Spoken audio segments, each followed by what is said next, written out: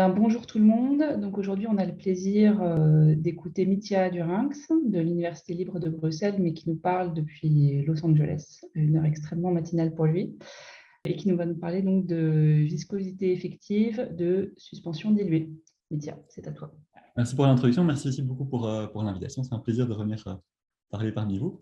Et donc voilà, je me disais que c'était l'occasion de parler d'une série de travaux avec Antoine qu'on a fait là ces dernières années, essentiellement depuis le début de la pandémie, sur des systèmes de particules rigides en suspension dans des fluides qui sont des systèmes très riches qui ont d'ailleurs intéressé beaucoup de personnes là ces dernières années.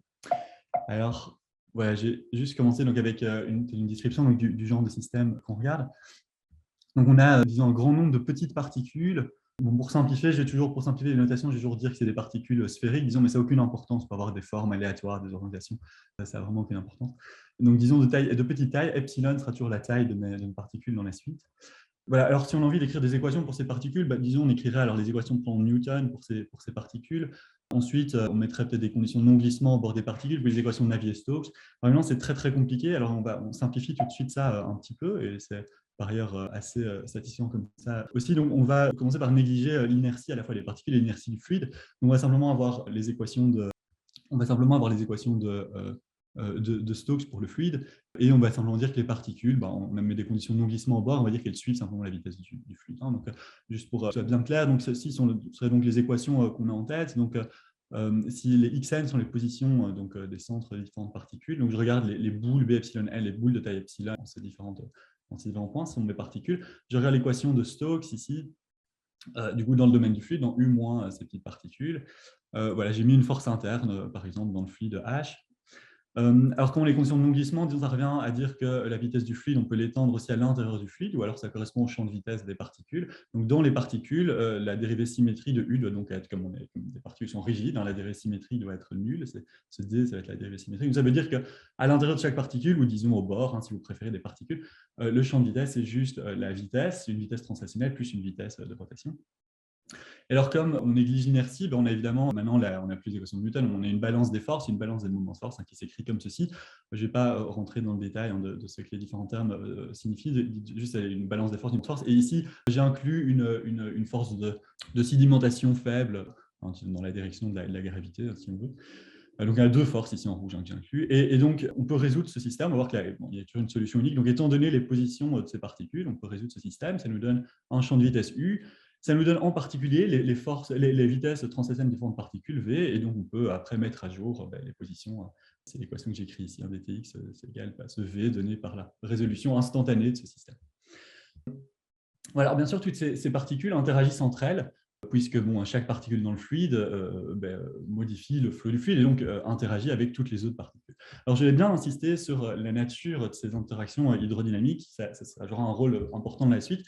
On voit que ce n'est pas des interactions 2 à 2, on n'a pas des particules ponctuelles, on a des particules qui ont une certaine place dans l'espace, et elles interagissent via le fluide, et on voit que toutes ces particules apparaissent en même temps comme des conditions en bord dans l'équation de ce fluide. Et on voit que les forces d'interaction sont des forces de caractère multiparticules. Ce n'est pas du tout des forces 2 à 2, c'est une chose qui sera très, très cruciale dans la suite. Et alors, par ailleurs, on verra que ce sont aussi des forces à longue portée.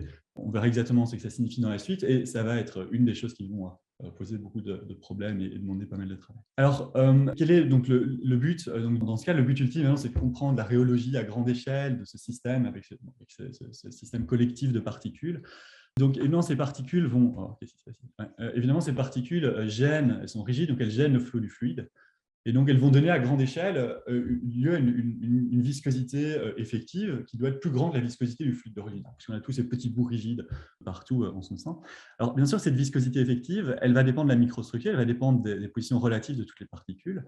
Et alors, vous voyez tout de suite la subtilité du problème, c'est que cette microstructure, bien sûr, elle évolue au cours du temps, puisque les positions des particules évoluent. Et donc, c'est ça qui rend le système aussi fascinant, c'est que la microstructure évolue, donc en particulier, si on applique une force sur ce genre de système de particules en suspension, mais les microstructures vont pouvoir s'adapter aux forces, et donc on peut avoir des effets non linéaires, et typiquement, on observe des effets non newtoniens pour ce genre de suspension de particules. Donc ça, c'est un peu le but à long terme. On voit un peu pourquoi le système est si subtil. Alors, dans un premier temps, évidemment, on va un peu simplifier le problème. On va regarder tout cas des régimes un peu plus simples. Le premier type de régime qui a été très fort étudié sont des régimes dilués. On regarde, donc lambda dans la suite, ça va être ma fraction de volume, comme j'écrivais ici, la fraction de volume des particules. Donc si cette fraction de volume des particules est très faible, on a très peu de particules dans le fluide. Donc au premier ordre, disons, la viscosité effective du fluide ne va pas changer. Donc la rhéologie ne va pas changer. On peut alors s'intéresser juste à l'évolution de la densité de particules, si on veut. Mais comme on est dans un régime dilué, on va dire qu'essentiellement les interactions 2 à 2. Et donc, on se ramène simplement à un problème de champ moyen. Donc ça, c'est quelque chose qui a été très fort étudié, en particulier par Richard Heuphard, aussi Aminam et Sherbet ces dernières années. Voilà. Alors, évidemment, c'est très intéressant, mais ça ne nous apprend rien sur le changement de la rhéologie, puisqu'il n'y en a pas. Un autre régime qui, disons, se rapproche un peu plus de ces changements de rhéologie sont le régime non dilué. Alors, évidemment, le régime non dilué complet est trop compliqué. Alors, disons un régime non dilué, mais à l'équilibre, comme je vais dire. Donc, disons qu'on oublie maintenant l'évolution de la microstructure. Donc, supposons qu'on a un ensemble stochastique de positions de particules à l'équilibre ou pas à l'équilibre, mais en tout cas, disons qu'on ne considère pas qu'il évolue. Et donc, étant donné cet ensemble statistique de positions de particules, on peut regarder le comportement du fluide correspondant, on peut regarder, essayer de définir la viscosité effective correspondante. Maintenant, on a un problème beaucoup plus simple qui est juste une sorte de problème d'homogénéisation dont on va parler. Et là, évidemment, vous voyez tout de suite que le but, finalement, à long terme, comme on est en tête de repasser à la dynamique, c'est en tout cas d'avoir un résultat d'homogénéisation sous les hypothèses les plus faibles possibles sur les particules. On va voir ce que ça signifie, puisqu'on voudrait pouvoir après coupler ça à la dynamique. Donc, c'est crucial d'essayer d'avoir un résultat d'homogénéisation le plus général possible ici. Ensuite, une autre direction possible, dont on va aussi parler, c'est de faire des développements asymptotiques. Donc, on a cette viscosité effective qui est compliquée, elle dépend de toute la microstructure. Donc, si on veut passer à la dynamique, il faut comprendre la dynamique de toute la microstructure. Donc, ce qui est intéressant, évidemment, c'est de revenir à un régime dilué et de regarder à quoi correspond dans ce régime dilué. Il faut une sorte de développement asymptotique de cette viscosité effective. Au premier ordre, c'est juste la viscosité du fluide libre. Et puis, les corrections suivantes dans la fraction de volume vont faire intervenir peu à peu la microstructure, mais sous une forme simplifiée. Et on peut espérer que ces éléments de microstructure simplifiés, en quelque sorte, puissent leur dynamique soit plus facile à comprendre. Donc, ça, c'est, disons, le but aussi à long terme de comprendre, faire ce genre de développement dilué. Donc, c'est précisément ça le but de l'exposé. On va toujours être dans un cadre d'équilibre, parce que c'est tout ce qu'on sait faire pour le moment. D'abord, je vais revenir relativement rapidement donc, sur les résultats d'homogénéisation qu'on a pu prouver ces dernières années avec Antoine. Ça commence vraiment là, au 2019, tout début de la pandémie. Et ensuite, on discutera donc ces développements asymptotiques dilués, où là aussi, donc en fait, ces développements dilués, c'est des choses que j'ai aussi étudiées pendant ma thèse déjà, alors pour des problèmes scalaires plus simples. Ici, on a vraiment un résultat qui va radicalement au-delà de tout ce qu'on avait pu obtenir.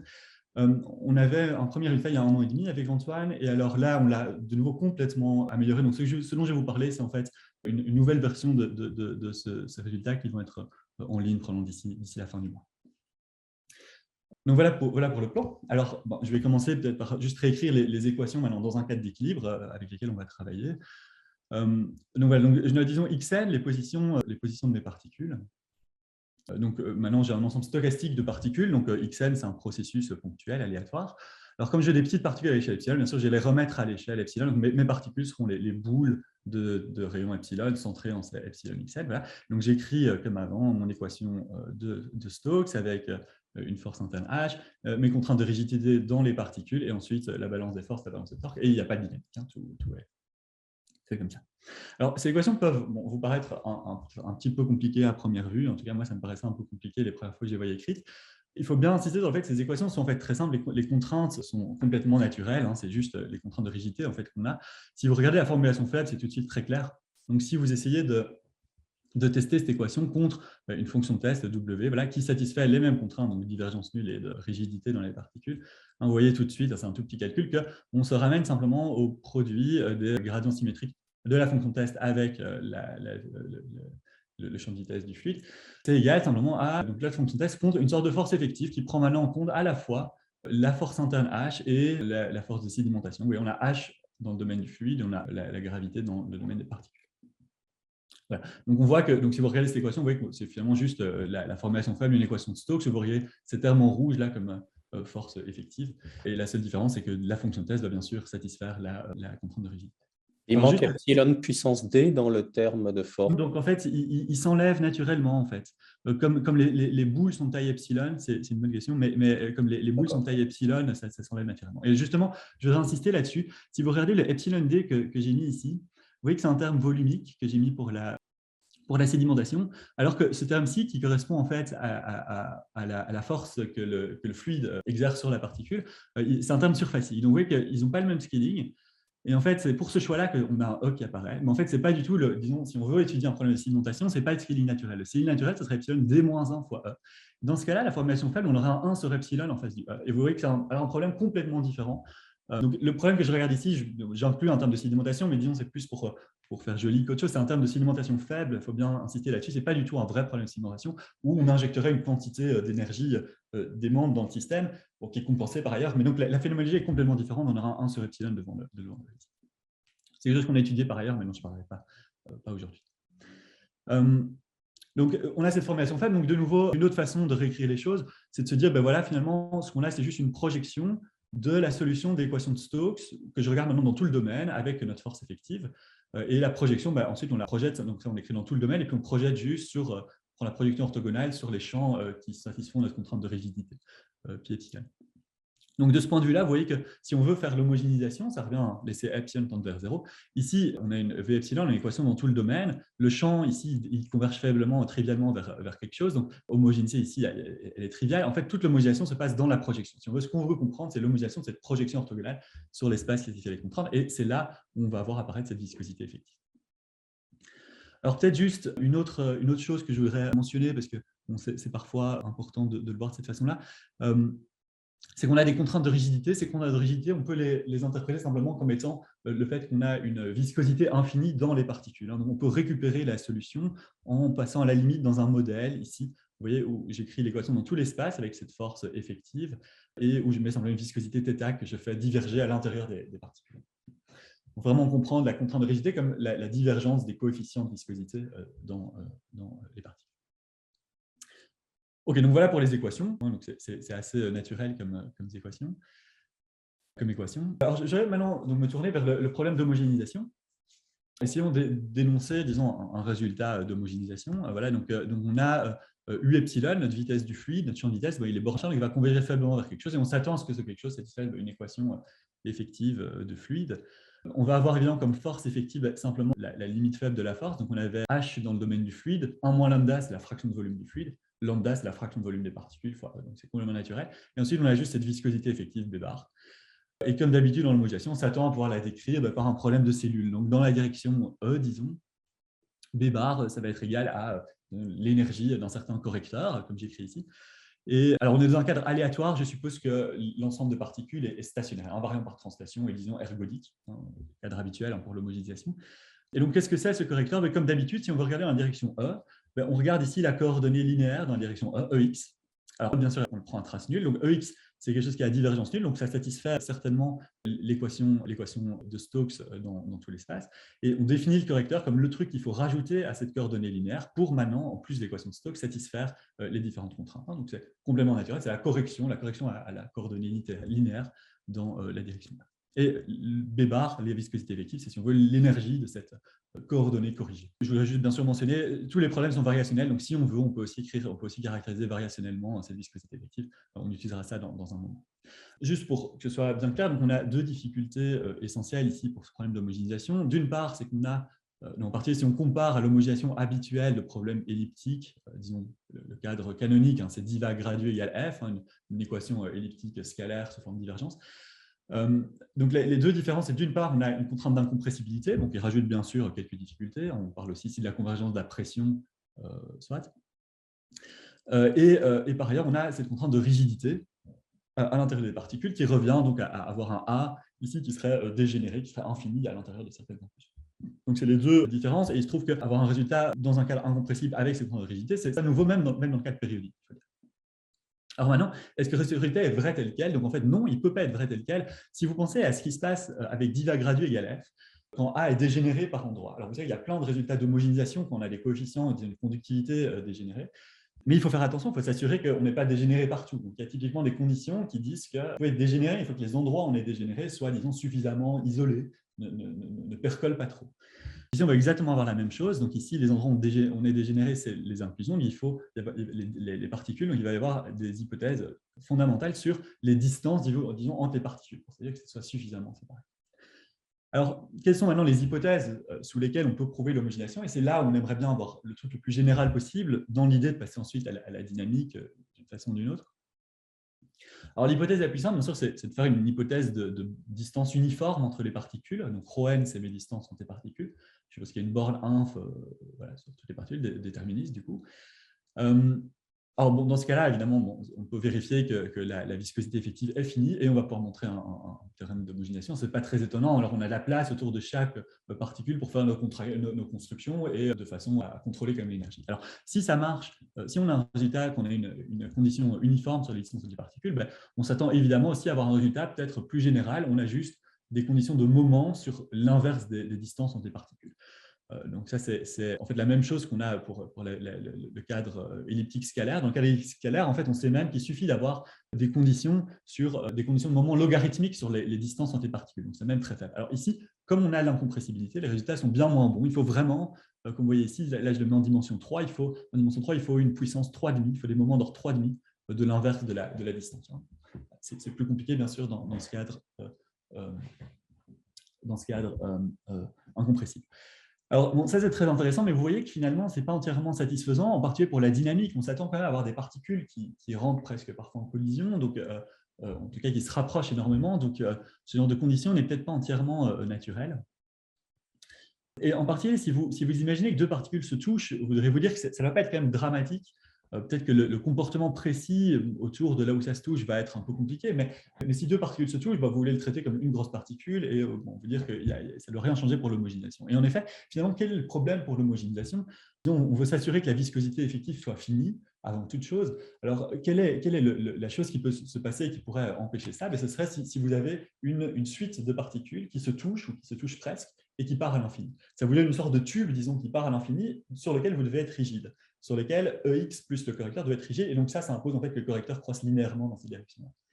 Alors, bien sûr, oui, je n'ai peut-être pas insisté là-dessus, mais bien sûr, le correcteur, on doit le choisir comme un objet, ça doit corriger la coordonnée linéaire, donc on doit le choisir comme un objet sous-linéaire. Plus précisément, on demande que son gradient soit stationnaire, soit invariant par translation, et qu'il ait une espérance nulle. Donc, en particulier, il doit être sous-linéaire. Donc, vous voyez que si on a une chaîne de particules qui part à l'infini, on devrait avoir une croissance linéaire, donc ce n'est pas possible. Ça serait précisément le cadre qui est mauvais, dans lequel on aurait une viscosité effective infinie. Donc, c'est exactement ce qu'on veut éviter. Donc, c'est très naturel d'essayer d'écrire du coup une condition de type cluster, donc de se dire, voilà, on peut avoir des clusters de particules très proches, mais il faut que, si je regarde le diamètre d'un cluster typique, on ait, disons, suffisamment de moments finis pour le diamètre des clusters. Donc, c'est si vous voulez, une sorte de condition de type percolation sous-critique, qui est très naturelle, mais voilà, donc, il y avait pas mal de résultats d'homogénéisation dans des cas discrets sous ce genre de conditions. Ici, dans un cas de continu, c'est nouveau, et pour ce problème spécifique, là, c'est effectivement très naturel. Ah oui, alors je voudrais peut-être juste mentionner qu'il y a un résultat tout récent de David Gérard Varret, d'un étudiant, lui, donc Alexandre Girod-Roulaville, qui est chez vous, je pense, où il donne, c'était très joli, il donne une sorte de condition qui interpole entre une condition de moment et une condition de cluster. Voilà, c'est dans un cas de scalaire pour le moment, mais ils peuvent sûrement le faire aussi dans un cas de vecteur. Donc voilà, donc je vais m'arrêter ici donc, pour ce petit panorama, donc, nos résultats d'homogénéisation pour le moment. Alors, voilà, comme je parle d'homogénéisation, bon, ici j'avais inclus un transparent donc, sur le fait qu'effectivement, c'est aussi prouver les taux de convergence optimaux pour ce problème d'homogénéisation. Alors, oui, je ne vais pas rentrer dans le détail, disons. Voilà. Donc voilà pour la partie homogénéisation, et je voudrais maintenant qu'on a défini cette viscosité effective, je voudrais maintenant me tourner vers son développement asymptotique. On a une définition de la viscosité effective qui dépend de l'ensemble de la microstructure, et on aimerait bien maintenant, quand la fraction de volume est faible, et créer une sorte de développement asymptotique. En fait, il y a une longue histoire à ce genre de problème en physique. Disons à partir des années 1850, avec les travaux ça a commencé essentiellement avec les travaux de Mosotti, Clausius, Lorentz, Maxwell, Rayleigh et beaucoup d'autres. C'était à l'époque où ils essayaient toujours de dériver des équations pour la physique des milieux continus. Donc, ils partaient toujours de petits modèles discrets, voilà, et ils essayaient de passer à la limite pour avoir des bonnes lois pour la physique des milieux continus. Donc, évidemment, ils arrivent très vite à des questions d'homogénéisation. Et donc, on s'est bien rendu compte qu'à cette époque-là, donc deuxième moitié du 19e, qu'effectivement, dans des régimes dilués, on a souvent, pour les propriétés effectives, on a des formules beaucoup plus simples et explicites qui sont très utiles en physique. Alors, ici, dans le cas précis de la viscosité effective, la première fois que ça a été regardé, c'est par Einstein dans sa thèse de doctorat. Alors, bon, le résultat est complètement en accord avec ce qui était fait auparavant le siècle précédent, mais après, il a utilisé en fait, cette formule pour calculer, pour avoir une estimation du nombre d'Avogadro. Donc, c'est des résultats très importants après qui sont basés en fait, sur cette formule. Donc, son argument, c'est de dire, voilà, au premier ordre, la viscosité effective, que je donne Bébar, donc c'est un tenseur d'ordre 4. Donc, c'est rien d'autre que la viscosité du fluide libre. Ici, je dis que c'est 1, la viscosité du fluide libre, donc disons l'identité. C'est comme s'il n'y avait pas de particules du tout. Puis la première correction, quand on commence à voir les particules, bien sûr, elle devrait être proportionnelle à la fraction de volume. C'est assez naturel. Et ce qu'il calcule, en fait, c'est qu'on a un facteur 5,5. 5,5 fois la fraction de volume qui vient en fait de la première correction, elle doit venir à sommer les différentes. Les particules sont assez loin les unes des autres, donc on doit en quelque sorte sommer les contributions des particules qu'on voit comme isolément les unes des autres. Et ça donne précisément ce facteur 5,5 comme on verra. Alors évidemment, c'est un résultat formel, et on s'attend à ce que l'erreur soit petite. Et puis, beaucoup d'autres physiciens étaient intéressés par l'erreur. Alors, en fait, l'erreur, formellement, on s'attend à ce qu'elle provienne de la sommation des contributions des paires de particules. Puisque le premier terme, c'est les particules isolées. Ensuite, on va avoir des particules 2 à la fois, et ainsi de suite. Et le problème, c'est que sommer les contributions des paires de particules, ça donne lieu à des séries qui sont complètement divergentes. C'est très difficile de donner un sens. A priori, c'est Batchelor, le premier dans les années 70, un article avec Green, qui a vu comment renormaliser précisément ces sommes et donner un sens à ça. Alors, on peut également regarder les ordres supérieurs. Là, on a naturellement envie d'écrire la contribution des triplets, la contribution des quadruplets de particules, et ainsi de suite. C'est ce qu'on appellerait une sorte de développement en cluster. Je vais revenir précisément là-dessus dans un moment. Le problème, c'est que c'est toutes des séries divergentes, et en physique, pour les termes supérieurs, il semble qu'il n'y ait aucun sens qui ait été donné jusqu'à présent. Alors, quelles sont les difficultés ici? Donc, comme j'avais mentionné, il y a deux éléments cruciaux qui sont à l'œuvre. Donc, si on regarde les interactions entre les particules, d'une part, c'est des interactions qui sont multicorps. C'est précisément la raison pour laquelle on n'a pas juste une interaction 2 à 2, on n'a pas juste des contributions des paires de particules. Il faut aussi considérer les triplets et les quadruplets. Et donc, il y aura des estimations de clusters montrer que les clusters à beaucoup de particules vont très peu contribuer dans le régime dilué. Ce n'est pas du tout trivial. Et ensuite, il y a le caractère longue portée des interactions hétéronymiques qui font que toutes les formules de clusters naïves sont divergentes. Et donc, il faudra renormaliser tout ça d'une certaine façon. Juste pour que ce soit clair, donc, quelle est la nature de cette divergence? Donc, si vous regardez le correcteur, disons, avec un ensemble de particules, si vous rajoutez une particule en un point X, alors c'est un petit calcul de voir qu'en fait, la différence se comporte comme essentiellement le deuxième gradient d'une fonction de Green entre le point qu'on a rajouté et le point qu'on observe. Donc, ça se comporte essentiellement comme une puissance moins d de la distance. Et donc, effectivement, une puissance moins d, ce n'est pas intégral. Donc, c'est pour ça que je dis que c'est à longue portée. Mais vous allez dire, ouais, c'est borderline pas intégral. C'est quand même c'est une puissance moins d, donc ce n'est pas très loin quand même d'être intégrable à l'infini. C'est bien sûr le comportement à l'infini, ça ne m'intéresse pas du tout en zéro. Et d'ailleurs, vous allez dire, voilà, on a un deuxième gradient de fonction de Green, donc il faut plutôt penser ça comme étant des intégrales singulières, un noyau de Calderon-Zygmunt. Donc, évidemment, il ne faut pas mettre de valeur absolue, sinon tout diverge. Et on doit quand même pouvoir donner un sens à tout ça si on est un peu prudent. Alors, le fait est que les objets qu'on va essayer de regarder, il faut imaginer que ça va être des combinaisons, des compositions très complexes de plein d'opérateurs de Calderon-Zygmunt dans tous les sens, de façon pas du tout explicite. Et donc, exploiter le fait que c'est des combinaisons d'opérateurs Calderon-Zygmunt, ce ne sera pas du tout clair a priori, mais finalement, c'est ça qu'on aimerait faire. Donc, quand on parle de renormalisation, c'est un peu ça qu'il faut avoir finalement en tête. Voilà, les buts plus précisément, d'une part, ça va être de prouver la formule d'Einstein que je mentionnais. Alors, c'est une formule qui a été très fort étudiée, en particulier ces dernières années. Il y a eu un résultat assez récent de David Girard-Varret et de Richard Hofer, très précis justement sur le sujet. Alors, les résultats n'étaient pas parfaits, donc pas complets, disons, jusqu'à présent, en ce sens qu'il y a deux questions qui restaient essentiellement en suspens. La première, c'est l'estimation de l'erreur. Selon les physiciens, l'erreur devrait être quadratique en la fraction de volume. Alors, est-ce que c'est vrai? On va voir qu'il n'y a aucune chance que ce soit vrai en général, mais alors, quelle est vraiment la bonne estimation d'erreur optimale qu'on peut développer? Donc, c'est la première question à résoudre. C'est en fait assez surprenant le résultat. Et d'un autre côté, on a vu qu'on pouvait définir la viscosité effective sous des hypothèses très générales, des conditions de cluster. Est-ce qu'on peut prouver cette formule d'Einstein également sous ces hypothèses très générales? C'est les deux questions qu'on va regarder. Et ensuite, une fois qu'on a compris cette formule d'Einstein, on veut évidemment également aller aux ordres supérieurs. Alors, l'ordre 2, dans des cas très spécifiques, a été étudié par David Girard-Varret et plusieurs co-auteurs, Amina Mesherbeh et Mathieu Hilleret. Donc ici, on va essayer de comprendre déjà le deuxième ordre de façon vraiment générale et d'aller aux ordres supérieurs. Donc voilà le plan pour la suite. Alors, avant toute chose, donc, je voudrais juste vous raconter ce que sont ces développements de clusters, comment ça fonctionne. Donc, disons que nous, on s'intéresse à la viscosité effective, qui est une fonction de l'ensemble des particules. Voilà, on va voir les particules, on pense fonction d'indice et on a tous les indices correspondant à toutes les particules. Donc voilà, plus généralement, j'ai regardé une fonction d'indice phi pour un ensemble d'indices S, j'écris phi S, c'est les fonctions correspondant aux indices dans S. Donc nous, on s'adresse à phi n, du coup, la fonction avec tous les indices de toutes les particules. Et dans un régime dilué, on a envie de dire, ben voilà, au premier ordre, on va dire qu'on a la fonction d'indice où je ne mets aucun indice, ce sera la viscosité du fluide libre. Puis la première correction, on a envie de dire, on fait la somme sur n, et maintenant on regarde ce qui se passe, si je mets ou pas une particule, si je prends en compte chacun des indices possibles. Donc j'aurai la somme sur n de phi n moins phi du vide. Donc c'est une sorte de dérivée discrète par rapport aux indices. J'ai noté ça delta n phi du vide. Voilà. Et ensuite, le terme suivant, on va sommer sur les paires nm de particules, et on va regarder ce qui se passe si je rajoute ou pas les deux indices n et m, sachant que j'ai déjà regardé ce qui se passait si j'étais un des deux. Donc c'est une sorte de dérivée discrète d'ordre 2 par rapport aux indices, delta n phi du vide. Et ainsi de suite. Donc ça, c'est le développement de cluster comme je le présentais. Alors maintenant, en particulier, bien sûr, on peut l'appliquer à B bar, donc à notre viscosité effective. On a un correcteur qui dépend de l'ensemble de tous les indices, de toutes les particules. Donc au premier ordre, bien sûr, c'est 1. On met psi du vide, c'est 0. On n'a pas de particules, le correcteur est nul.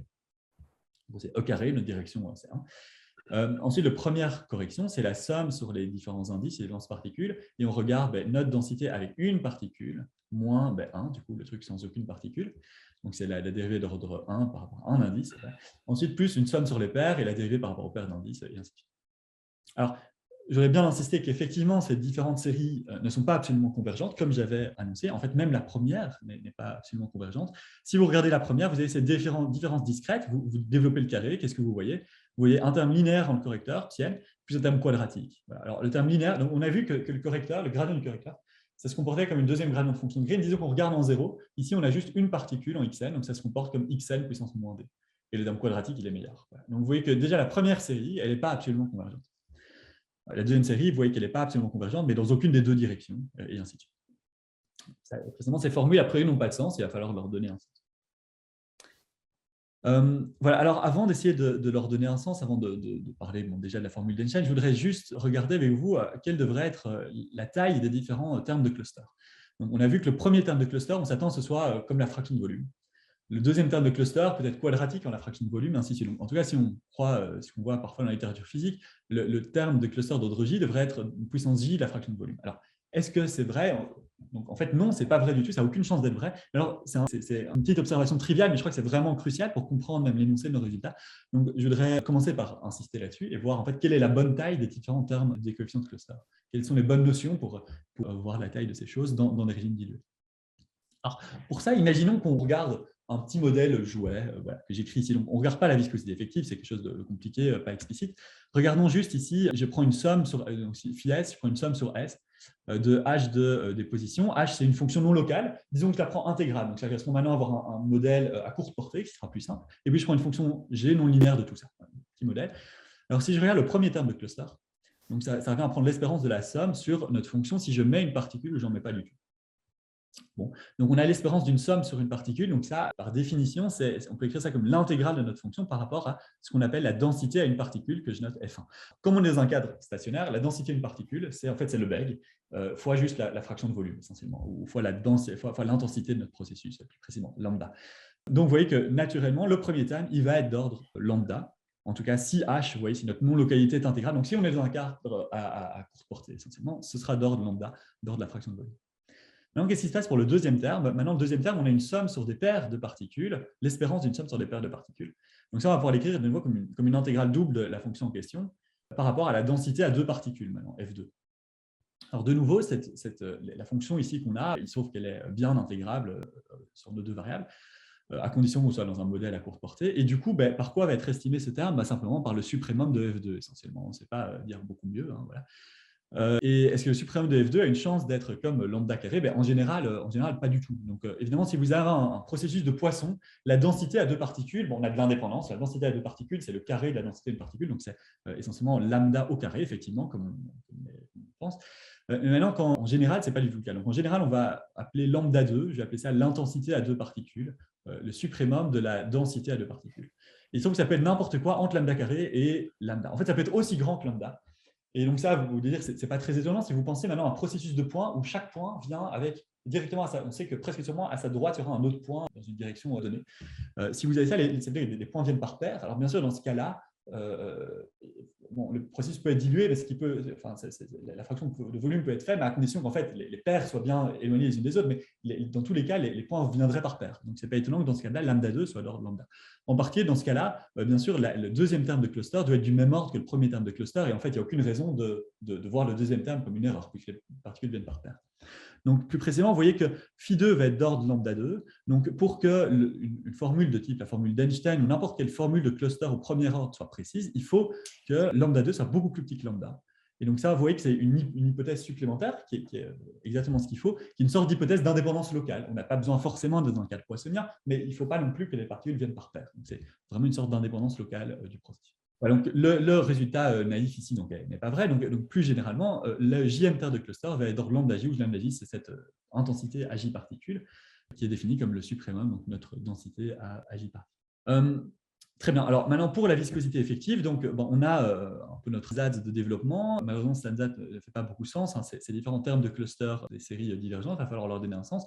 Mais alors, ce à quoi on s'attend, en tout cas, c'est que si on a réussi à donner un sens au JM terre de cluster, on s'attend qu'il soit d'ordre lambda J. Et alors, comme vous allez voir, ce n'est pas une erreur d'estimation, c'est vraiment optimal. Ce ne sera pas seulement lambda J. Lambda J, ce serait si vous aviez vraiment un modèle à courte portée, comme dans ce petit exemple modèle ici, mais dans un cadre où vous êtes à longue portée avec cette dépendance borderline, vous allez perdre des logs de lambda, une certaine puissance de log de lambda, et ce sera parfaitement optimal. Alors, RK plus 1, voilà, c'est l'erreur si je fais le développement à l'ordre K plus 1. Donc, lui, on s'attend à ce soit d'ordre lambda K plus 1, de nouveau fois des logs qui seront également optimaux. Ok, donc ça, c'est maintenant ce à quoi, c'est ce qu'on va essayer de montrer, ce vers quoi on va essayer de tendre. J'ai commencé maintenant par énoncer notre résultat de formule d'Einstein. Maintenant, on sait à quoi doit ressembler notre estimation d'erreur. Donc, c'est ceci le résultat principal qu'on va obtenir au premier. Puis donc, B bar, notre viscosité effective, on compare à l'identité viscosité du fluide plus B1, donc le premier terme de cluster. Alors, première chose, ce premier terme de cluster, on réussit à lui donner un sens. Cet objet est toujours d'ordre lambda, comme dans le cas à courte portée, il n'y a pas de log ici. Et en particulier pour des particules sphériques, on peut le calculer explicitement dans la formule d'Einstein, donc c'est facteur 5,5 en dimension 3 pour des particules sphériques. Et maintenant, pour ce qui est de l'erreur dans ce petit développement à une échelle, comme on s'y attendait, c'est d'ordre lambda 2 fois log lambda. La première ligne ici. Alors, on réussit à obtenir ça, et on va voir que c'est optimal, on va voir que ce log lambda est optimal, il va être atteint dans certains cadres. On comprendra mieux un peu plus tard pourquoi. Et ça, c'est l'estimation qui est correcte, pourvu qu'on ait des distances uniformes entre les différentes particules. Maintenant, dans les deux autres cas, si on a maintenant des conditions de moment sur les distances entre les particules ou sur les diamètres des particules, ça, c'était des cas sur lesquels on pouvait également définir la viscosité effective. On peut aussi également, dans ce cas-là, prouver une formule d'Einstein. Vous voyez que simplement le taux de convergence l'erreur est un peu moins bonne. On n'a pas lambda 2 log lambda, on a une autre interpolation entre les deux. Vous voyez, dans tous les cas, en fait, on voit que cette approximation est précise sous tous les types d'hypothèses, pourvu que lambda 2 soit suffisamment petit par rapport à lambda 2 log, soit suffisamment petit par rapport à lambda. C'est notre condition d'indépendance locale pour qu'Einstein, la formule d'Einstein soit valable. Alors juste une première chose avant de venir à la preuve, une première chose c'est que ce premier terme de cluster, on avait vu que c'était donné par une série divergente. Alors maintenant je dis qu'on peut y donner sens, mais en fait comment ça se passe au premier ordre, c'est très très simple. Si vous regardez cette série qu'on avait, on avait ce carré, cette énergie à une particule moins l'énergie sans particule. Alors si vous développez le carré, vous voyez un terme linéaire plus un terme quadratique, c'est ce qu'on avait avant. Maintenant vous voyez qu'en fait ce qu'on a c'est l'intégrale, pour le terme linéaire, ce qu'on a essentiellement c'est l'intégrale d'une dérivée. Alors évidemment, ça ne converge pas absolument, et s'il y a le moindre sens à donner à l'intégrale d'une dérivée, bien sûr, ce serait 0. Bon, voilà. Et c'est ce qu'on montre effectivement après par approximation, c'est qu'effectivement, ce terme n'a pas lieu d'être, et la bonne formule renormalisée, du coup, on va dire, pour le premier terme de cluster, c'est juste le terme quadratique. Voilà. Et donc, en particulier, on peut calculer ça explicitement pour des particules sphériques, et on obtient la formule d'Einstein 5,2. Voilà, alors je voudrais rapidement décrire à quoi ressemble la preuve donc, de ce résultat. En fait, on a finalement obtenu une preuve très courte. C'est même dire étonnant que la preuve n'ait pas été obtenue, cette preuve n'ait pas été obtenue plus tôt. C'est une preuve très courte qui nous donne directement cette estimation optimale lambda 2 log lambda. Alors, comment ça marche? L'idée, c'est de faire une approche variationnelle. Donc, si vous êtes dans un cadre dilué, vous imaginez que les particules sont très loin les unes des autres. Donc, vous pouvez tracer des grosses cellules des grandes cellules autour de chaque particule qui ne touche pas les autres particules. En fait, prenons les cellules de Voronoi, disons, voilà, comme je dessine ici.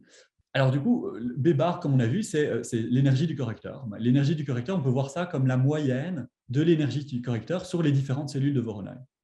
Maintenant, sur chaque cellule de Voronoi, donc on regarde l'énergie du correcteur sur chaque cellule de Voronoi, le correcteur qui prend en compte toutes les autres particules. Maintenant, si on est sur une particule donnée, la particule est grande, on a une particule au milieu, on peut comparer le correcteur, en tout cas, au problème de correcteur où j'aurai qu'une seule particule, la particule qui est au centre, et puis je mets des conditions au bord de la grande cellule, des conditions au bord de Dirichlet ou de Neumann. Alors, comme d'habitude, l'énergie du correcteur sur la cellule de Voronoi va pouvoir être bornée, en un certain sens, par au-dessus, par en dessous, par l'énergie de Neumann et par l'énergie de Dirichlet. Donc, ce qu'on réussit à montrer, sans beaucoup de difficultés, et c'est assez naturel, c'est que B bar, notre viscosité effective, elle est bornée par au-dessus par la moyenne des énergies de Dirichlet et sur les cellules de Voronoi, et par en dessous par la moyenne des énergies de Neumann sur les cellules de Voronoi. Bon, alors ici, on fait intervenir du coup une borne sub, en termes de ces problèmes de Dirichlet et de Neumann. Évidemment, comme j'ai montré ici, la formule qu'on veut au final pour le premier terme de cluster fait intervenir un correcteur à une particule, mais dans tout l'espace. Si Z, on a une particule en Z, on le résout dans tous les espaces, parce que ça, c'est quelque chose d'explicite. Mais évidemment, maintenant, si vous regardez pour une particule n, si vous regardez le problème dans tout l'espace à une particule, vous regardez son énergie, et son énergie, elle aussi, elle est bornée par au-dessus, par en dessous, par les énergies de Neumann et de Dirichlet correspondantes. Donc, comme on a des bornes par au-dessus, par en dessous pour tout ça, vous voyez que maintenant, si je regarde la différence entre B bar et la moyenne des énergies dans tout l'espace pour les différentes particules, c'est simplement borné par la moyenne des différences entre les énergies de Dirichlet et les énergies de Neumann. Il n'y a rien de très, très compliqué là. Et là, maintenant, la différence d'énergie de Dirichlet et de Neumann, dans chacune des cellules de Voronoi, on satisfait le même problème à la cellule de Voronoi. La seule différence, c'est bien la condition au bord. Donc là, il n'y a pas beaucoup d'étonnement. Si vous voulez, avec un peu de théorie elliptique, vous allez voir que cette différence va se comporter la puissance moins d du diamètre, en quelque sorte, ou plutôt de la taille de la sphère inscrite dans la cellule de Voronoi. Donc, c'est précisément ρn, la distance entre les particules. Donc, ρn puissance moins d. Donc, l'erreur, c'est simplement la moyenne des puissances moins d des tailles des différentes cellules de Voronoi. Et alors là, maintenant, il y a un petit argument probabiliste pour calculer ça selon les différents cadres de dilution qu'on a considérés. Et quand on a des particules qui sont séparées par une distance positive, on obtient exactement lambda 2 log lambda. C'est un tout petit calcul à partir de ça. Voilà. Et donc, ça nous donne déjà le résultat. Et on verra que ce résultat est effectivement optimal. Donc, voilà pour la formule d'Einstein. Vous voyez, la preuve finalement est très simple. Maintenant, il s'agit de comprendre les ordres supérieurs, et en particulier, pour comprendre que l'erreur octotinale, il s'agit effectivement de comprendre le deuxième ordre, voir pourquoi dans le deuxième ordre, il peut y avoir un logarithme. Et ça va être le but maintenant. J'ai peut-être l'heure avance. Voilà. Alors, première chose, il faut essayer de donner un sens aux formules de cluster. Donc, pour y donner un sens, comme ce sont des séries divergentes, on va commencer par essayer de tout approximer, de tout approcher, de façon à ce que ces séries maintenant soient convergentes. Alors, deux façons de faire, soit on trompe, on avait des interactions à longue distance, on pourrait essayer de tromper ces interactions à longue distance, ou bien, autre possibilité, on se met dans un cadre périodique, c'est ce qu'on va faire. Donc, je regarde maintenant psi-L, ça va être le correcteur périodique, donc je regarde mes particules dans une grande boîte, et puis je les copie périodiquement. Je regarde psi-L, maintenant le correcteur périodique correspondant, je regarde son énergie, bien sûr, par homogénéisation. Cet objet, avec le correcteur périodique, BL, va converger vers B, notre viscosité effective d'origine. Et maintenant, comme L fixé, comme on est en volume fini, on peut en fait écrire toutes les formes de cluster, on peut écrire notre développement cluster. Comme on a un nombre fini de particules, on somme toujours, toutes les sommes seront finies. On somme sur les particules, mais toutes ces sommes sont finies, donc tout a du sens. Donc, toutes ces formules maintenant peuvent être écrites. Et on pourrait essayer maintenant de passer à la limite dans ces formules en volume infini. Alors, avant de faire ça, comment peut-on estimer ces formules? Alors, on a vu que le terme de cluster d'ordre J, on s'attend à ce qu'il soit d'ordre lambda J dans un modèle à courte portée. Ici, on n'est pas dans un modèle à courte portée. On a des sommes finies, mais on n'est pas dans un modèle à courte portée. On a des interactions qui sont à grande distance, avec une décroissance qui est puissance moins d, qui est borderline. Donc, en répétant essentiellement la même preuve, vous n'allez pas être très étonné si je vous dis qu'on peut estimer le jm terme par effectivement lambda J, comme dans le cas short-range, fois le logarithme du volume, puisqu'on est dans un cas de borderline, à une certaine puissance. Voilà, c'est la puissance J-1 qui sort. On verra qu'en fait, J-1, c'est optimal. Pour le reste, alors je n'ai pas parlé d'estimation du reste, c'est un peu plus subtil, mais on a une estimation correspondante. Essentiellement, c'est borné, vous voyez, par lambda k plus 1, nouveau fois les logs. Et alors, on n'a pas juste lambda k plus 1, il faut sommer quelques termes suivants, en quelque sorte, dans la série. Je ne vais pas rentrer dans le détail du reste. Ça, c'est très intéressant. On voit qu'on a les bonnes tailles, mais on a cette divergence logarithmique qu'il faut essayer maintenant de supprimer. Alors, la première observation pour supprimer ça, c'est qu'on se rappelle que chacun de ces B bar J, je vous ai dit, donc ça fait intervenir des différences de correcteurs. Je dis qu'on peut représenter ça par, en fait, il faut voir ça comme, donc ces sommes sont borderline, mais il faut imaginer qu'on a des compositions assez complexes de plein d'opérateurs de Kaldner-Dillmund. Et donc, ça ne doit pas non plus vous étonner si je vous dis que par plein d'estimations d'énergie, c'est en fait possible d'estimer chacune de ces formules de cluster. C'est des formules assez complexes, mais bon, c'est possible de les estimer à plein d'estimations d'énergie uniformément en la taille du domaine, uniformément en le volume. Alors, en fait, ça vient de ce genre d'estimation d'énergie qui était déjà représenté dans ma thèse, ici pour le coup, dans un cas de scalaire.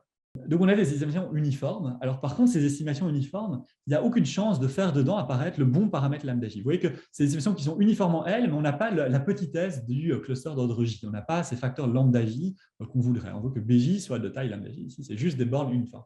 Alors ça, de nouveau, c'est inévitable. Si je vous rappelle, lambda J, c'est la norme L infini de la densité à J particules.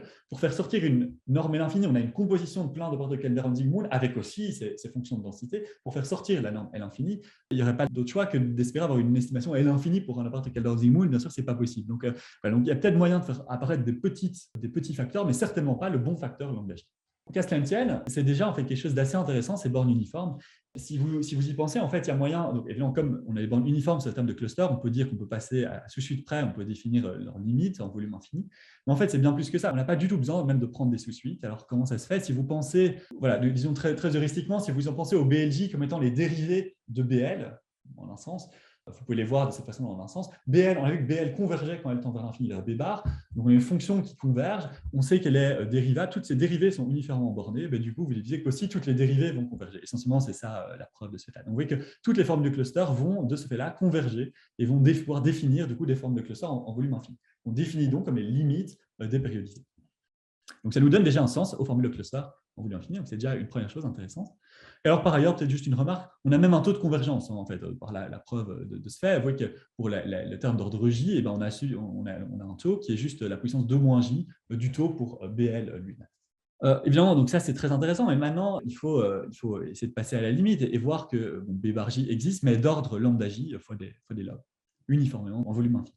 Alors, comment faire ça? Maintenant, ça nous donne directement une petite idée. Vous voyez que si BL a un taux de convergence, disons algébrique, vous voyez que par cette inégalité, vous voyez que toutes les BLJ vont aussi avoir un taux de convergence algébrique. Alors, je dis algébrique pour une raison, c'est si on a une convergence algébrique pour les BLJ, on avait vu que notre estimation d'avant, elle avait le bon ordre de lambda J, mais on avait un log L, mais le log va sans problème être battu par un taux algébrique. Donc ça, c'est, disons, une preuve très courte, c'est un raccourci très court qu'on peut faire, c'est dire qu'on suppose qu'on a non seulement de l'ergodicité, mais qu'on a une hypothèse de mélange, d'alpha-mélange avec un taux algébrique. Donc, c'est une hypothèse statistique sur notre ensemble de particules. Sous cette hypothèse, l'homogénéisation quantitative nous donne qu'on a effectivement un taux de convergence alors algébrique pour la viscosité effective périodisée. Du coup, on a également un taux algébrique pour les termes de cluster et on peut alors, par optimisation, virer les logs et on obtient exactement notre lambda J, log, maintenant plus log L, mais log lambda J ou log lambda. Donc, de cette façon-là, on obtient très facilement un premier résultat qui est celui-ci, qui est qu'effectivement, le JM terme de cluster, il est bien d'ordre lambda J avec des logs. Bon, on ne voit pas pour le moment si c'est optimal ou pas, on verra que c'est effectivement optimal. L'erreur, elle est estimée essentiellement par lambda k plus 1 fois des logs. Et en plus, on a une estimation pour les périodisés. Alors, cette estimation, bien sûr, n'est pas très bonne. Vous voyez que pour le JM terme de cluster, le puissance gamma sur 2 puissance J. Donc, c'est de moins en moins bon exponentiellement. C'est quand même un premier résultat. Alors, il y a 1 an et demi, dans la première version de ce travail, on avait été satisfait avec ça. Vous voyez que ça pose un certain nombre de problèmes. Première chose, évidemment, c'est qu'on utilise de l'homogénéation quantitative, alors que quand on voit ces résultats, il n'y a pas grand chance d'homogénéation. On regarde des ensembles finis de particules, ça ne va pas avoir grand-chose à voir avec l'homogénéation quantitative. Donc, c'est quand même un gros raccourci de preuve, mais on doit pouvoir éviter ça en un sens.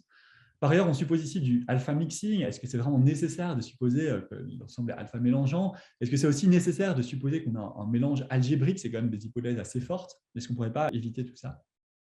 Et enfin, on a un taux de convergence pour les périodisés qui est très mauvais, vous voyez, quand l'ordre augmente. Donc, est-ce qu'on ne peut pas améliorer tout ça? Finalement, on imagine mal pourquoi le JM terme de cluster convergerait moins bien que la viscosité effective elle-même. Voilà.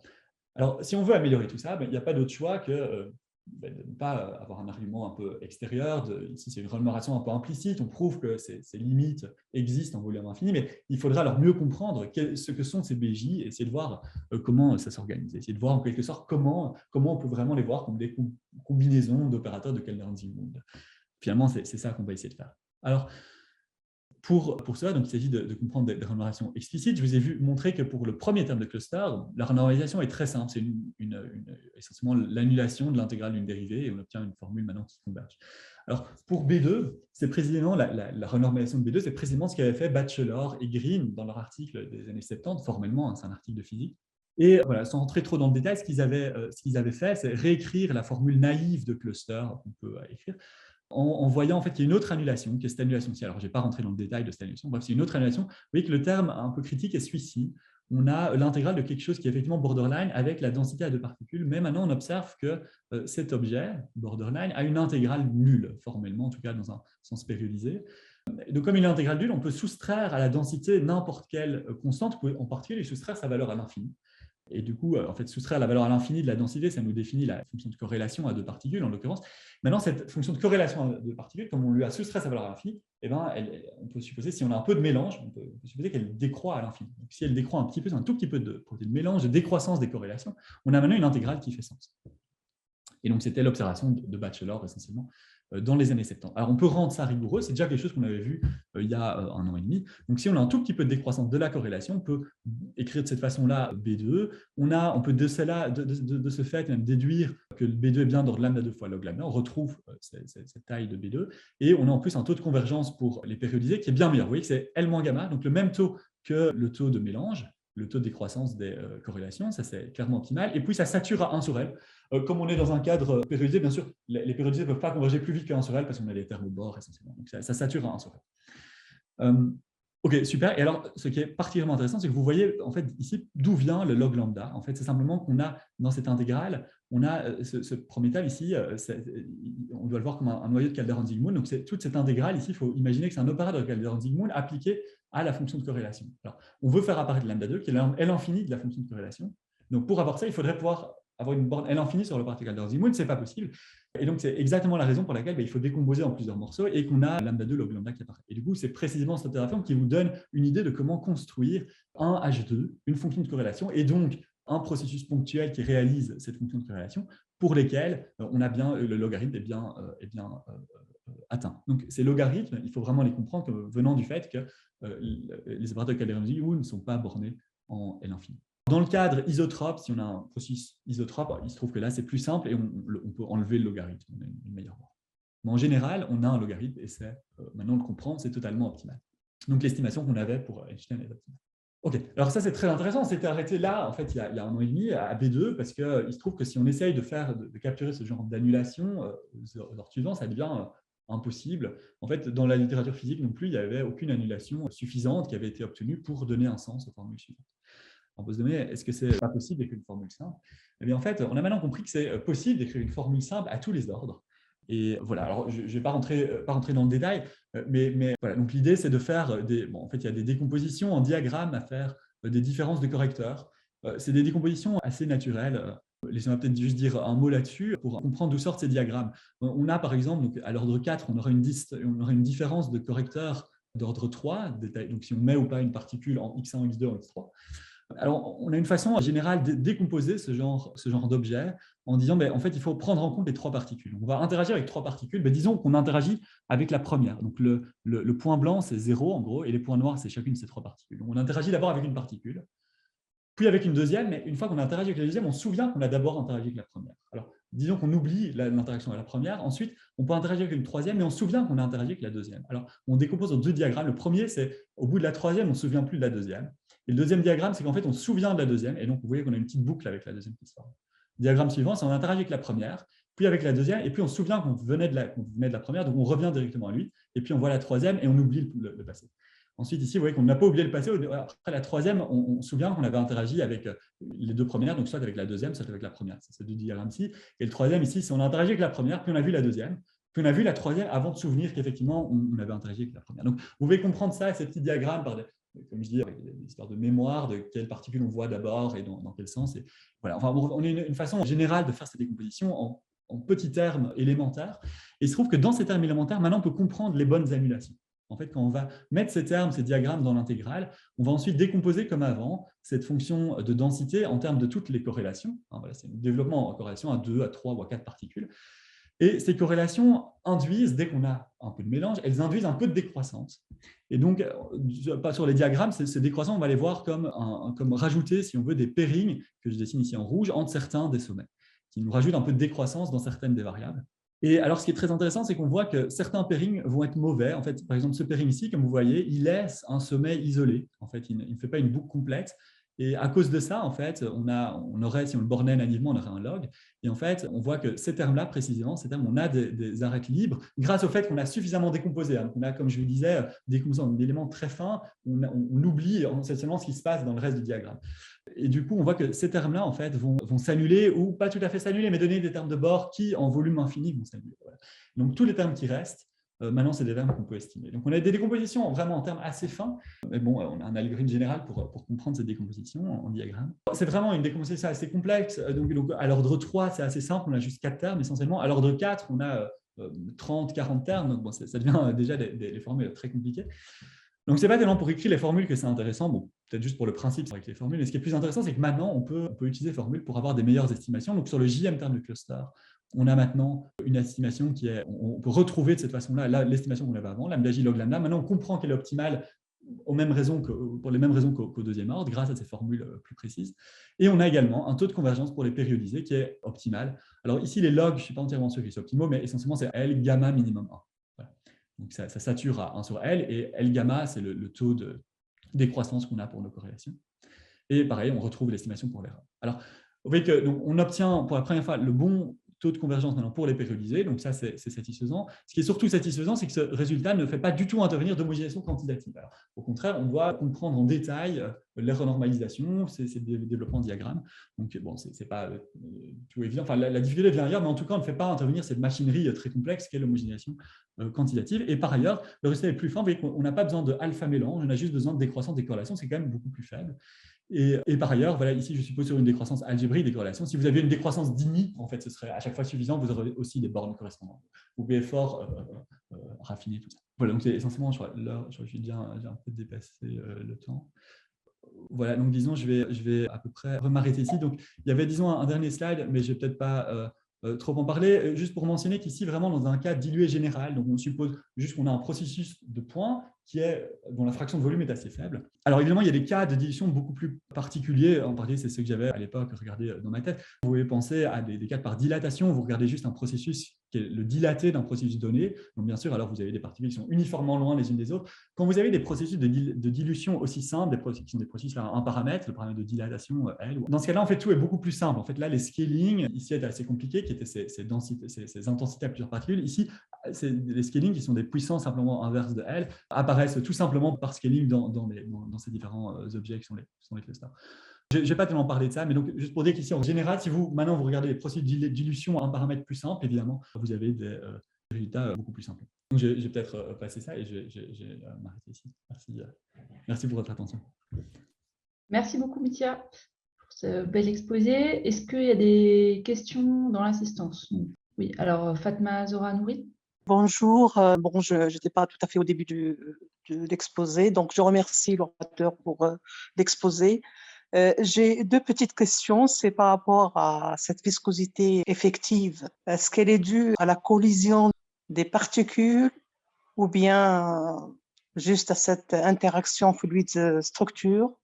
Et aussi, est-ce que la différence de taille entre les particules peut influencer le résultat? Et ma petite peut-être curiosité, est-ce que si les particules sont pas rigides, mais par contre élastiques ou bien qui sont déformables, on pourra avoir aussi la même notion d'analyse. Merci. Ouais. Merci pour la question. Donc, le premier point de la question, donc, est-ce que donc il n'y a pas de collision entre les particules. Donc, ici, je suppose qu'on est dans un cadre d'équilibre. Donc, l'ensemble des particules est fixé. On suppose qu'on a un ensemble aléatoire, un ensemble statistique de particules qui est, disons, invariant par le flot. Bon, il n'y a pas de question d'invariance. On suppose en tout cas que l'ensemble des particules est fixé. Donc, il n'y a pas de notion de collision. La viscosité effective ne vient pas de ça. Elle vient juste du fait finalement très naturel qu'on a la viscosité du fluide. Et maintenant, on rajoute dedans des morceaux qui sont rigides, qui ont du coup une viscosité plus grande. Donc, si on veut, on le voit comme une sorte de mélange de viscosité. On a des parties où la viscosité elle est infinie, où on a de la rigidité, puis on a des parties où la viscosité elle est finie, c'est la viscosité du fluide. Donc, bien sûr, à grande échelle, on a une sorte de mélange de ces deux viscosités, infinie et puis 1. Et c'est pour ça qu'on a une viscosité effective plus grande qui apparaît. Voilà, donc elle vient juste du fait qu'on a dans un fluide des particules rigides.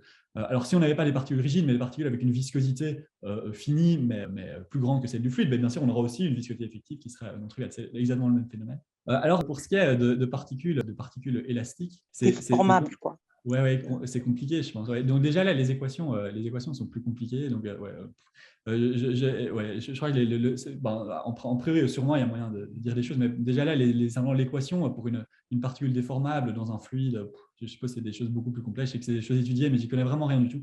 Et donc en particulier pour l'homogénéisation, je n'ai pas regardé du tout ce qu'il y avait moyen de faire. Alors l'autre point de la question, c'était qu'est-ce qui se passe maintenant si on a des particules avec des rayons différents, des tailles différentes.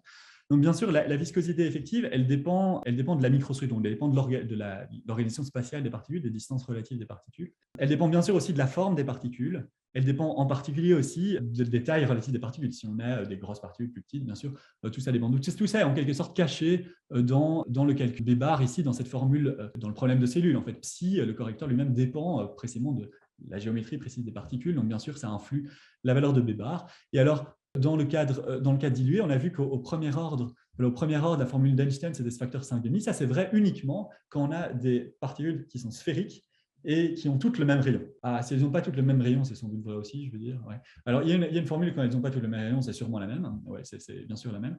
Maintenant, évidemment, si on n'a pas des particules sphériques, si on a des particules, je sais pas, des petits cubes ou des ellipses, c'est complètement différent. Donc, tout ça vient du fait que finalement, la formule, on a une formule explicite, pour ça que j'ai énoncé un peu plus loin. Pour le premier terme, vous voyez qu'en fait, que le premier terme de cluster, c'est cette intégrale du correcteur à une particule. Le correcteur à une particule, dans un cadre sphérique, on a une symétrie sphérique, on peut le résoudre, donc on est très content. Dans un cadre elliptique, on pourra aussi le résoudre. Il y a aussi des formules dans le cadre de particules elliptiques, c'est complètement différent. Et en général, on ne peut pas vraiment résoudre ça explicitement.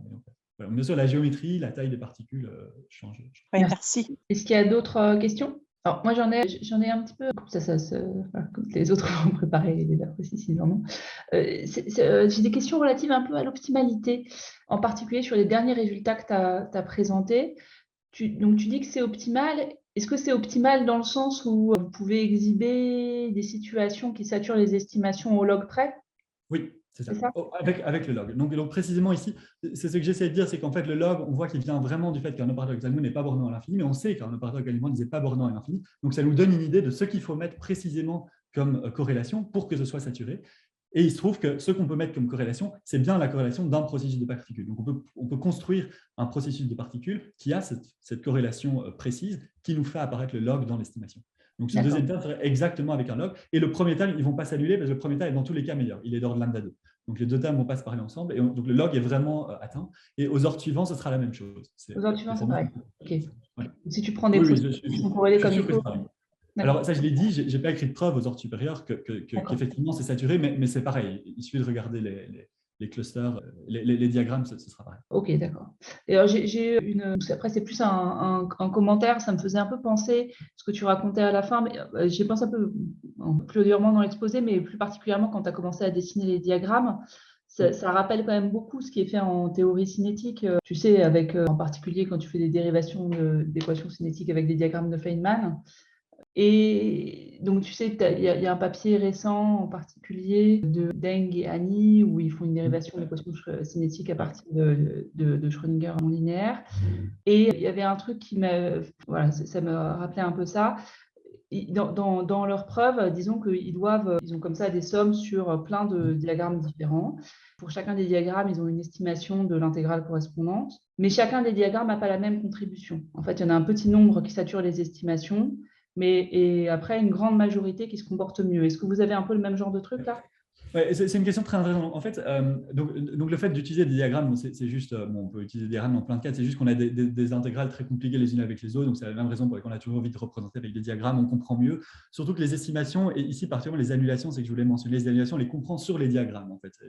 Et c'est très géométrique finalement les estimations. Alors, ce qui est très compliqué dans le genre de travaux comme font Deng et Annie, même chose dans les articles de R2 chez Yao aussi, où ils font des résultats par diagramme, ce qui est extrêmement compliqué, c'est qu'ils ont des séries où ils regardent des diagrammes de taille, de toutes les tailles, de plus en plus grands. Et ce qui est extrêmement compliqué, c'est qu'il faut que ces séries soient convergentes. Et a priori, la quantité de diagrammes, elle est factorielle. Ils n'ont pas de séries convergentes, ou en tout cas pas dans les régimes de temps qu'ils regardent dans le cas de chez Yao. Pour Deng et Annie, c'est même pire. Même dans des très courts régimes de temps, ils n'ont pas de convergence. Donc, c'est ça tout le problème. Et donc, ce qu'il faut faire, c'est qu'ils doivent classer les diagrammes. Ils voient que certains diagrammes, les pires, en fait, ceux-là, il n'y en a pas beaucoup. Et ceux qui ont plus, en fait, ils sont meilleurs. Et il y a cette espèce de compensation qui est très suffisante. Donc donc, ici, en fait, je regarde un nombre de sommets fixés. Donc, je regarde, par exemple, BJ plus 1, il y a J plus 1 sommet. Donc, la combinatoire, elle est horrible. Donc, je vous disais, par exemple, qu'à l'ordre 4, pour B4, je disais qu'on a une trentaine de diagrammes. En fait, la croissance de BJ plus 1, du nombre de diagrammes qu'on a, ou en tout cas de l'estimé qu'on a sur BJ plus 1, c'est essentiellement J factoriel puissance 3,5. Donc, c'est extrêmement mauvais. On n'aurait aucun résultat d'analyticité. Dans ce cas-là, on ne pourrait jamais sommer, avec les estimations qu'on obtient de ces tableaux, on ne pourrait jamais sommer ces choses. Donc voilà. Alors, si on voulait essayer de sommer ces choses, alors on commencera à se poser les mêmes questions. Et alors, effectivement, en particulier, on décompose tout en petits éléments. Sans doute qu'il y a des morceaux de diagrammes qu'on peut recoller ensemble, tu vois, qui n'y a pas besoin de décomposer complètement. Donc ça, c'est un travail qu'on ne fait pas du tout. Hein. La sommation de cette chose, je ne sais pas si ça intéresse, si ça a tellement de sens de le faire dans ce cas-ci. Mais ça, ce sera alors l'équivalent de ce que eux font et de la difficulté qu'eux rencontrent à classer les diagrammes. Mais tu sais, je crois qu'ils ne somment pas ils somment jusqu'à un n qui est grand, mais tu vois… Oui. C'est vrai aussi, oui. Oui. Alors, oui, donc effectivement, donc, en fait, ils doivent sommer. Donc, bon, ça, c'est plutôt un artifice de leur propre, c'est qu'ils ne somment pas jusqu'à l'infini, ils somment jusqu'à un très grand n. Et puis ensuite, ils ont une estimation d'erreur qui est indépendante, qui réutilise des diagrammes. Voilà, mais ce grand n, ils doivent l'optimiser, et ce grand n, quand leur paramètre tend vers 0, ce grand n tend vers l'infini. Donc, en quelque sorte, bon, ils n'écrivent pas directement une somme infinie, mais en quelque sorte, il y a une somme infinie. Il y a quand même cette optimisation qui fait que… Ouais, d'accord. Ok, très bien, merci beaucoup. Et comme ici, on se focalise sur un nombre fini. Oui, non, mais c'était ça que je me demandais un peu en voyant… Oui, c'est ça. Tant que tu es ajusté, en fait, tu n'as pas cette question-là. Exactement. Et alors, c'est quelque chose qui est complètement différent. Ici, je mentionnais justement des cas de dilatation, de délétion. Ça, c'est des cas où on peut prouver, on a juste un paramètre, on peut s'intéresser à l'analyticité en le paramètre. Et on peut prouver, en fait, dans ce cas-là, l'analyticité en le paramètre. Mais la preuve est beaucoup plus facile. Elle ne vient pas par ces diagrammes. Elle vient juste d'estimation a priori où tout sort naturellement et où, en fait, on a l'analyticité. Ça vient d'un autre coin. Mais dans le cas général, on ne peut pas du tout regarder ça. Ok, bah super, merci beaucoup. Il y a une question de Jules. Alors, salut Mika, merci pour l'exposé. Du coup, j'avais justement aussi une question sur ces diagrammes. Donc, in fine, ça fait que tu arrives à renormaliser les termes grâce à des bonnes décompositions. Mais du coup, ça veut dire que tu penses que par des EDP, tu disais qu'avant, tu avais des estimés L1, L2, donc qui donnent des bornes uniformes, mais tu n'as pas les bonnes croissances en lambda J. Donc, je pense que c'est vraiment pas possible d'avoir des bonnes estimées par les EDP. On est obligé de vraiment aller regarder les intégrales à la main, via ces diagrammes. Oui. Donc, je pense que de toute manière, faire une estimation par estimation d'énergie pour avoir les lambda J, je ne crois pas que ce soit possible. C'est certainement pas possible par le petit argument aussi que je dis, simplement que lambda J, c'est des normes L infinies. Donc, faire sortir une norme L infinie avec des opérateurs Gaussian, ça ne va jamais bien se passer. Alors ici, c'est récent, le diagramme, ce n'est pas non plus si dramatique. Finalement, c'est vraiment se dire que les bons objets, ce n'est pas les différences de diagrammes. Les bons objets, si on veut, c'est ces petites barres dans mes diagrammes ou ces petits cycles dans mes diagrammes qui sont… tout est très oedipiste, en fait. Chacune de ces barres, ça représente un noyau d'interaction entre certaines choses. Donc, tout ça est très oedipiste. Et ensuite, une fois qu'on voit ces diagrammes, là, par contre, c'est possible d'utiliser du coup des estimations en quelque sorte sur des EDP derrière pour les estimer, quoi. Voilà, essentiellement, dès qu'on a un cycle dans ces diagrammes, on peut imaginer, on peut écrire une EDP, en fait, si tu veux, pour estimer. Enfin bon, c'est finalement caché là-dedans. C'est juste qu'on ne peut pas, par des estimations d'énergie, s'en sortir. Il faut vraiment comprendre en détail où viennent les fonctions de corrélation, où viennent… Mais une fois qu'on a écrit ces diagrammes, qu'on a enlevé les annulations, pour les termes qui restent, là, par contre, c'est possible d'utiliser un peu de théorie de Calderon-Simon pour vraiment comprendre les choses, dire que dans tous les cas, ces termes ici, maintenant, sont convergents. Voilà. Maintenant, s'il s'agit de… En fait, il faut vraiment aller dans le détail de ces diagrammes pour le faire, je pense. Et du coup, sur ces diagrammes, les traits rouges, en fait, c'est retirer les annulations qui vont bien. Les traits rouges, les traits rouges, c'est des pairings, en fait. Les traits rouges, c'est des décroissances plus faibles. Les traits noirs, c'est des décroissances d'ordre moins d, de critiques. Les traits rouges, c'est des décroissances d'ordre, disons, gamma, et qui est l'ordre de décroissance des corrélations. Donc, vous voyez qu'ici, le FJ, ou ici, je l'ai écrit pour F4, on le décompose en corrélations. Si on a du mélange, chacune de ces corrélations décroît. On a le droit de choisir une direction dans laquelle ça décroît. Et les traits rouges correspondent à cette décroissance. J'ai choisi certaines balles dans lesquelles ça décroît. Donc ici, par exemple, ça veut dire que je perds 0 avec 2, et puis je regarde 1 et 3 séparément. Ça veut dire que je choisis le terme ici, lambda carré, fois H2 de 0,x2. Voilà. Ça correspond par exemple à ce terme. Ok, merci. Merci beaucoup. Il y a une question de Bruno Després. Oui, bonjour, oui, merci. Il a été question pas mal de physique dans l'exposé. Donc, ma question, c'est est-ce que ça permet d'apprendre des choses sur la physique typiquement, par exemple, est-ce qu'il peut y avoir des expériences qui mesureraient ces termes ou la magnitude de ces termes d'ordre 2 ? Bon, l'ordre 3, je n'en parle pas. Et est-ce que ça peut avoir d'autres conséquences que tu pourrais évoquer ? Par exemple, au début, tu signalais que la connaissance du premier correcteur a donné accès au nombre d'Avogadro. Alors, évidemment, ça fait rêver ces choses-là. Voilà. La question, c'est est-ce que… est-ce qu'il y a des choses qui méritent d'être dites dans cette direction? Ouais. Donc finalement, le but un peu ultime, mais donc je ne sais pas à quel point c'est entièrement, enfin bon, c'est sûrement réaliste en partie. Donc comme j'avais dit ici quelque part au début, voilà, donc finalement, un élément essentiel dans tout ça, c'est qu'en vrai, la microstructure évolue et qu'en vrai, on s'attend à avoir des effets non newtoniens. Et quand on pense que si on a des particules sphériques, le premier ordre, formule d'Einstein, il n'y a aucune dépendance à la microstructure, rien d'intéressant finalement. Ce qui devient très intéressant, c'est le deuxième terme. Parce que le deuxième terme fait intervenir les corrélations à deux particules. Donc, ce qu'on peut imaginer, c'est que si on impose une force sur notre système, les particules vont se comporter d'une certaine façon. Ça va peut-être construire certaines corrélations à deux particules. Et peut-être ces corrélations vont à ce moment-là donner lieu à des effets non newtoniens. Alors pour ça, il faudrait donc regarder le deuxième terme de Klostar et regarder. Donc on a vu qu'il faisait intervenir seulement la corrélation de particules. Et il faudrait essayer de voir la dépendance dans le temps, l'évolution dans le temps de la corrélation de particules, voir si effectivement ça donne lieu à des effets non newtoniens. Alors les effets deviennent de plus en plus complexes et on se retrouve dans le troisième terme, ce serait la corrélation de trois particules. Peut-être ça va rajouter plus d'effets non newtoniens. Peut-être qu'à l'ordre 2, on n'en verra pas et qu'à l'ordre 3, on finira par en voir. Il semble que pour des particules sphériques, on n'en voit jamais, mais il semble que dès qu'on a des particules qui sont, disons, elliptiques, par exemple, il semble que là ça arrive. Alors, bon, le fait est différent, qu'il y ait aussi des orientations. Mais déjà, pour des particules sphériques, je ne crois pas complètement clair non plus pour les physiciens. Peut-être que D'accord. Donc, si ça apparaît, en tout cas, ce serait à l'ordre 2, c'est le premier endroit pour regarder. Si ça ne marche pas à l'ordre 2, peut-être regarder l'ordre 3, si là, il y a quelque chose de non newtonien qui apparaît. donc c'est la, disons, pas l'application, mais voilà, c'est pour les fluides non newtoniens que ça pourrait avoir des premières conséquences, quoi, d'accord. Pour comprendre les effets non newtoniens qui apparaîtraient, bien sûr, ce sont ces corrections-là qui gouvernent tout. D'accord. Dans un régime un peu dilué, c'est elles qui donnent le premier ordre non newtonien, voilà, qu'on aimerait évidemment comprendre. Merci beaucoup. Merci beaucoup.